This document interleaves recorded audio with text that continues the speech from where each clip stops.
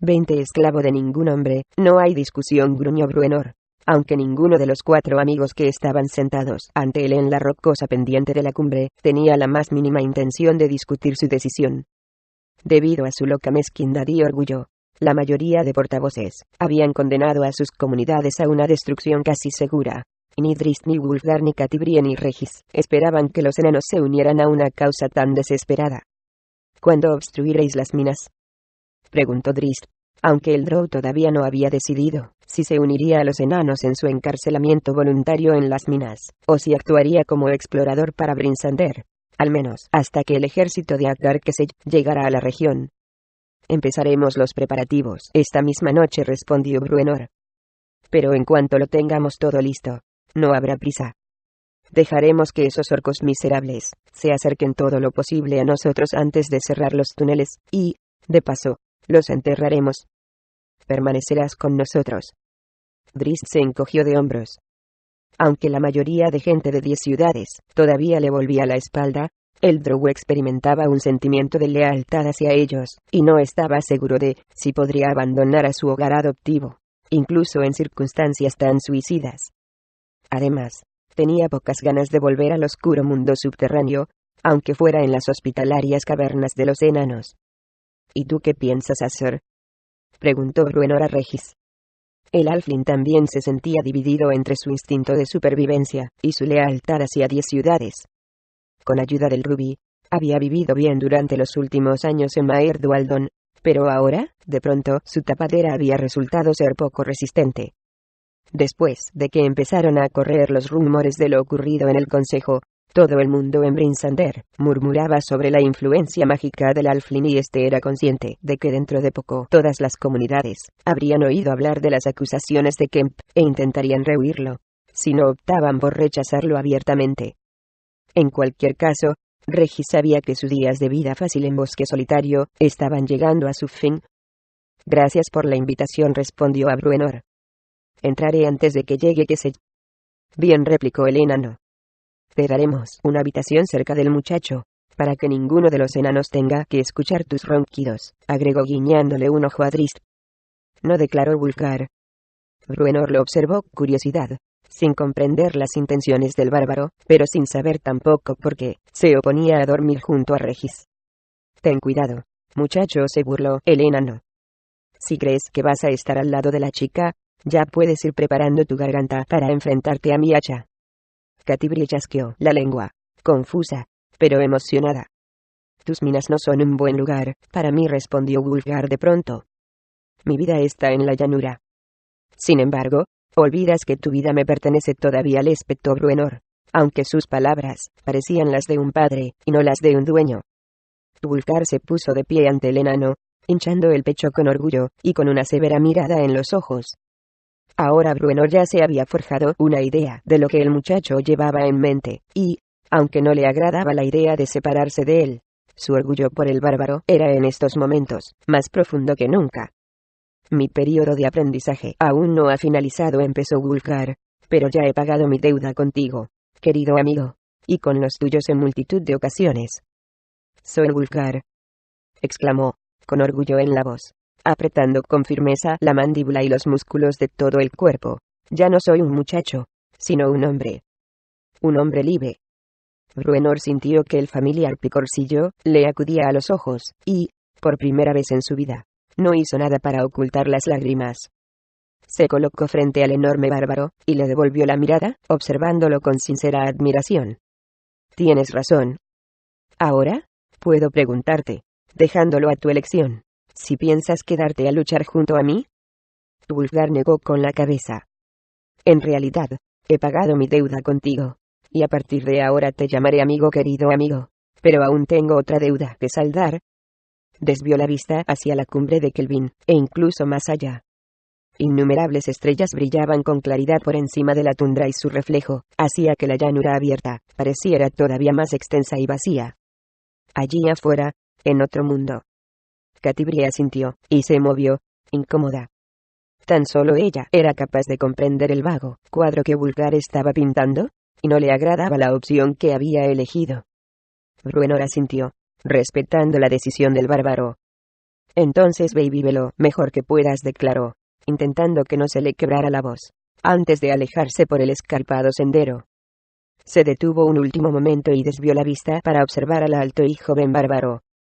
Ya eres un hombre, de eso no cabe duda, murmuró por encima del hombro. Pero no olvides nunca que siempre serás mi muchacho.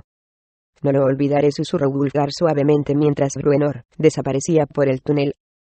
Luego, sintió que la mano de Drizzt se apoyaba en su hombro. ¿Cuándo te irás?, inquirió el Drow. Esta noche. Estos días sombríos no permiten el ocio. ¿A dónde vas?, preguntó Catibrie, aunque conocía la verdad, y sabía que la respuesta de Wulfgar iba a ser muy vaga. El bárbaro volvió a fijar la mirada nublada en la llanura. A casa. Empezó a descender por el sendero, seguido de Regis, pero Catibrie permaneció inmóvil, y le hizo señas a Drizzt para que hiciera lo mismo. «Despídete de Wulfgar esta noche», le dijo al Drow. «No creo que regrese nunca». «Él tiene que escoger su propio hogar», replicó Drizzt, suponiendo que las noticias de que Efstag se había unido a Kesey habían sido parte importante en la decisión de Wulfgar. Observó con respeto al bárbaro que se alejaba. «Tiene asuntos privados de los que ocuparse». «Más de los que sabes», respondió Catibrie. Drizzt observó a la muchacha con curiosidad. «Wulfgar tiene en mente una gran aventura», empezó. Aunque no quería que el muchacho perdiera la confianza en ella, sabía que Drizzt Do'Urden sería la única persona capaz de ayudarlo. «Una aventura que creo que se le ha impuesto antes de que esté preparado». «Los asuntos de la tribu son cosa suya», fue la respuesta de Drizzt, que suponía lo que la muchacha estaba insinuando. «Los bárbaros tienen un estilo propio de hacer las cosas, y no aceptan a los intrusos.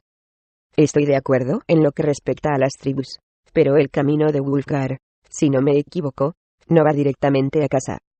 Tiene algo más ante, una aventura a la que ha hecho siempre muchas alusiones, pero que nunca ha explicado con claridad. Lo único que sé es que implica un gran peligro, y que tiene que ver con una promesa cuyo cumplimiento incluso él teme que esté por encima de sus posibilidades».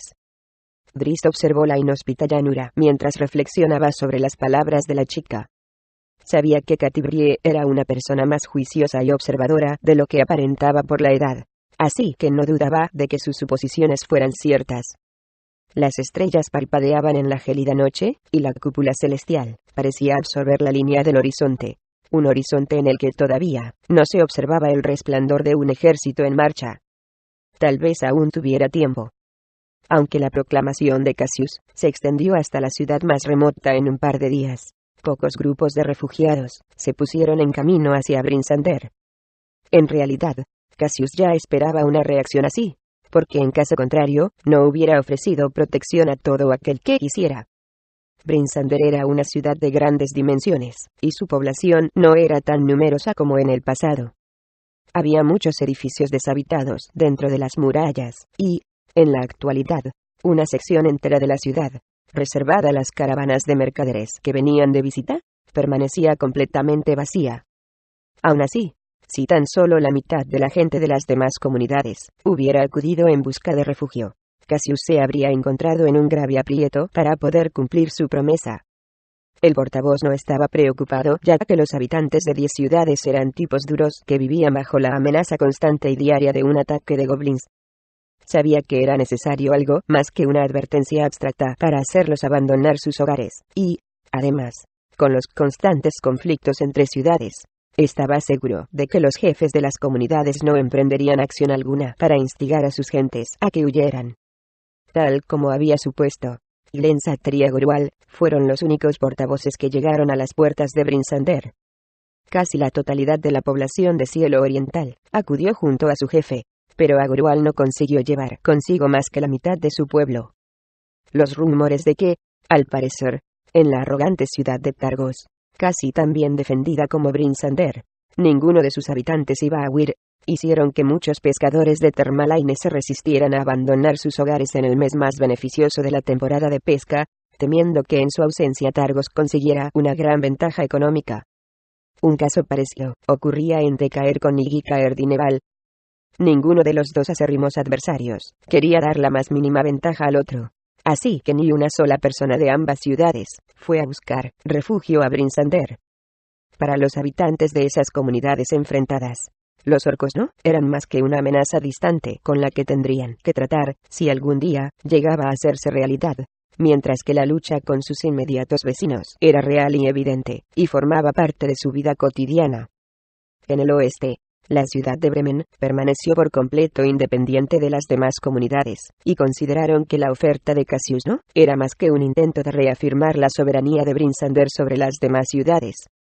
Gottmead y Dogansole, en el sur, no tenían la más mínima intención de ocultarse en una ciudad amurallada ni de enviar tropa alguna para ayudar en la batalla. Las dos ciudades de aguas rojizas, el menor de los lagos, y el más pobre en términos de pesca, no podían permitirse el lujo de separarse de sus barcos. Ya habían escuchado la llamada en pro de la unidad hacía 5 años, con motivo de la invasión bárbara, y, aunque habían sufrido las mayores pérdidas de todas las comunidades, habían sacado poco a cambio. Por último, aunque llegaron varios grupos procedentes de Bosque Solitario, la mayoría de los habitantes de la ciudad del norte prefirieron mantenerse al margen. Su héroe había perdido la fama, e incluso Muldoon observaba ahora al Halfling con otros ojos, considerando que su advertencia sobre la invasión no era más que un malentendido, o tal vez incluso un truco calculado. El bienestar general de la región fue dejado de lado en pro de las ganancias personales, fruto de un tosudo orgullo, gracias a que la mayoría de habitantes de 10 ciudades había confundido unidad con dependencia. Regis regresó a Brinsander para arreglar varios asuntos personales el día después de la partida de Wulfgar. Tenía un amigo que había accedido a llevarle sus preciadas pertenencias de Bosque Solitario, así que permaneció en la ciudad, observando con desesperación cómo iban pasando los días sin que se tomaran medidas de ningún tipo para hacer frente a la llegada del ejército enemigo. Incluso tras el consejo, el Halfling había mantenido alguna esperanza de que la gente se daría cuenta de que la muerte era inminente, y que se unirían para afrontarlo. Pero ahora, no podía sino admitir que la decisión de los enanos de abandonar 10 ciudades y encerrarse en sus minas era la única opción viable, si se deseaba sobrevivir. Regis en parte se echaba la culpa de la inminente tragedia, y estaba convencido de que se debía a un descuido suyo. Cuando había concretado con Drizzt los planes para utilizar las situaciones políticas y el poder del rubí para forzar a las ciudades a formar una alianza, con motivo de la invasión bárbara, habían pasado muchas horas intentando predecir las respuestas iniciales de los portavoces, y evaluando el peso que tendría cada comunidad en la unidad general. Sin embargo, esta vez Regis había depositado su confianza en la gente de 10 ciudades, y en la gema, en la suposición de que podría emplear su poder con facilidad para convencer a los más indecisos de la gravedad de la situación. Sin embargo, tampoco acababa de creer que la culpa era solo suya al pensar en las arrogantes y desconfiadas respuestas de los habitantes de las ciudades. ¿Qué sentido tenía que él engañase a la gente para que se defendieran a sí mismos? Si eran lo suficientemente estúpidos para anteponer su orgullo a su supervivencia, porque tenía que considerarse el culpable y sentirse obligado a protegerlos. «Tendréis lo que os merecéis», exclamó en voz alta, sonriendo a pesar suyo al darse cuenta de que empezaba a hablar con el cinismo propio de Bruenor. Pero la insensibilidad era su única protección ante una situación que él no podía cambiar. Esperaba que su amigo de Bosque Solitario llegara pronto. Su refugio estaba bajo tierra. Akarkesell estaba sentado en su trono de cristal en la sala de espionaje, situada en el tercer piso de Crisal Tirith, y daba nerviosos golpecitos con los dedos sobre el amplio brazo de la silla mientras observaba fijamente el oscuro espejo que había ante él. Vigrin llevaba varios días de retraso en mandar el informe sobre la caravana de refuerzos que había enviado. Además, la última comunicación que había mantenido el brujo a través del espejo había sido muy sospechosa, y le había parecido que no había nadie en el otro extremo para atender la llamada. Ahora, el espejo de la guarida permanecía por completo a oscuras, y resistía todos los intentos del brujo por espiar en la estancia. Si el espejo se hubiera roto, Kesell habría sido capaz de percibirlo a través de sus visiones, pero esto era todavía más misterioso, porque algo que no podía comprender estaba obstaculizando su espionaje a distancia. La incógnita lo estaba poniendo muy nervioso, y le hacía pensar que lo habían traicionado o descubierto. Continuaba dando golpecitos en el brazo del sillón con gran impaciencia. Tal vez ha llegado el momento de tomar una decisión, sugirió Ertu, desde su posición acostumbrada, junto al trono del Drujo. Todavía no hemos reunido nuestras fuerzas, le espetó Kesey. No han llegado aún muchas tribus de goblins, y un gran clan de gigantes. Además, los bárbaros no están preparados. Las tropas están impacientes por iniciar la batalla, le señaló Ertu. Han empezado a luchar entre ellos. Pronto te encontrarás con que tu ejército se ha destruido a sí mismo. Kesey admitía que mantener juntas a tantas tribus de goblins era una acción aventurada y peligrosa, y que tal vez sería mejor que empezara ya la marcha. Pero, aún así, el brujo quería estar seguro. Quería sus fuerzas al completo. ¿Dónde está Big Green?, se quejó. ¿Por qué no responde a mis llamadas? ¿Qué preparativos están haciendo los humanos por el momento?, le preguntó bruscamente Ertu. Pero Kesey no lo estaba escuchando. Se secó el sudor de la frente. Tal vez la piedra y el demonio tenían razón al sugerirle que habría debido enviar a la guarida a los bárbaros menos conflictivos. ¿Qué pensarían los pescadores si se encontraban con una combinación tan inusual de monstruos refugiada en su zona? ¿Hasta dónde habrían podido adivinar? Ertu observó con gran satisfacción la expresión de inquietud que se reflejaba en el rostro de Kesey. El demonio y la piedra habían estado presionando al brujo para que atacara mucho antes, en cuanto Big Green dejó de transmitir mensajes. Pero el cobarde Kesey, que necesitaba toda la seguridad que podía ofrecerle un número aplastante de tropas, había insistido en esperar. ¿Debo reunir a las tropas?, inquirió Ertu, seguro de haber acabado con la resistencia de Kesey. Envía mensajeros a los bárbaros y a las tribus que todavía no se han unido a nosotros, le ordenó el brujo. Diles que unirse a nuestro ejército significa unirse al bando de la victoria, y que aquellos que no luchen a nuestro lado caerán ante nosotros. Nos pondremos en marcha mañana. Ertu salió de la torre a toda prisa, y al poco rato empezaron a escucharse por todo el campamento exclamaciones de júbilo ante la inminencia de la guerra. Goblins y gigantes corrían con gran excitación por todas partes, rompiendo tiendas y paquetes de suministros. Durante largas semanas habían estado esperando este momento, y ahora no querían perder tiempo en hacer los últimos preparativos. Aquella misma noche, el vasto ejército de Akar Kesey levantó su campamento y empezó su larga marcha hacia 10 ciudades. Mientras, en la guarida de los Berbegs, el espejo de espionaje permanecía ileso en su sitio, cubierto por la pesada manta que Drizzt Do'Urden había echado sobre él. Epílogo corrió bajo la brillante luz del sol. Corrió bajo el reflejo pálido de las estrellas en la noche, incluso con el viento del este azotándole el rostro. Sus largas piernas y grandes zancadas le permitían avanzar sin fatigarse, una mera partícula en movimiento en la llanura desierta. Durante días, Wulfgar se obligó a avanzar hasta los límites de su resistencia, cazando y comiendo a la carrera, y deteniéndose únicamente cuando la fatiga lo hacía caer exhausto. En la lejanía, hacia el sur, emergiendo de la columna del mundo como una nube tóxica de olor nauseabundo, avanzaban las fuerzas de goblins y gigantes de Akar Kesey. Con las mentes deformadas por el poder de la piedra de cristal, su único deseo era matar, destruir. Tan solo para complacer a Akar Kesey. 3 días después de salir del Valle de los Enanos, el bárbaro se encontró con las huellas confusas de multitud de guerreros, que se encaminaban a un destino común. Se alegró de haber podido dar con el rastro de su gente con tanta facilidad, pero la presencia de tantas huellas solo podía indicar que las tribus se estaban reuniendo, lo cual le recordaba la urgencia de su misión. Impelido por la necesidad, volvió a echar a correr. El peor enemigo de Wulfgar no era la fatiga, sino la soledad. Durante aquellas largas horas, puso todo su empeño en mantener sus pensamientos en el pasado, repitiéndose una y otra vez la promesa que le había hecho a su padre muerto, y reflexionando sobre las posibilidades de sus victorias. Intentaba no pensar en el camino que recorría ahora, aunque comprendía bien que la desesperación de su plan podía conducirlo al fracaso. Sin embargo, era su única posibilidad. No poseía sangre noble en las venas, y no tenía derechos de desafío contra Eafstag. Incluso si llegaba a derrotar al rey elegido, ninguno de sus seguidores lo reconocería a él como jefe. La única manera en que alguien como él podía legitimar el derecho a conducir una tribu era a través de un acto de heroicas proporciones. Siguió avanzando hacia el mismo objetivo que, antes que él, había conducido a la muerte a muchos reyes en potencia.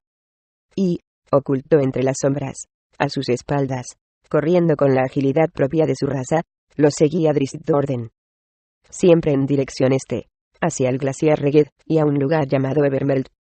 Hacia la guarida de Ingeloa-Castimicilian, el dragón blanco que los bárbaros apodaban sencillamente Muerte de Hielo.